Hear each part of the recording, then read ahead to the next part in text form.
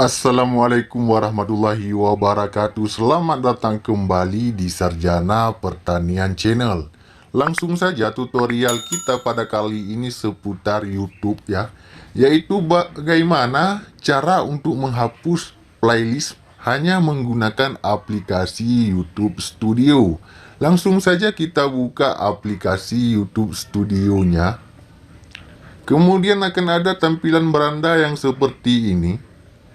Perhatikan di yang paling bawah ada dashboard, ada konten, ada analitik, ada komentar, dan ada playlist ya. Klik saja di playlist di pojok kanan di yang paling bawah. Kemudian silahkan kita pilih playlist mana yang akan dihapus ya. Di sini kami sudah menyiapkan dua playlist yang akan kita hapus yang ini. Dan videonya sudah kosong ya, sengaja kita kosongkan. Nah, untuk menghapus playlistnya, klik di icon pensil di yang atas.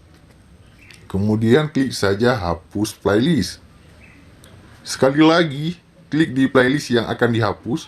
Sebelum menghapus, saya sarankan ya, silakan pindahkan videonya agar kosong ya. Klik di icon pensil lagi dan kemudian klik hapus playlist dan selesai. Saya rasa tutorial tentang cara menghapus playlist menggunakan aplikasi YouTube Studio cukup jelas ya.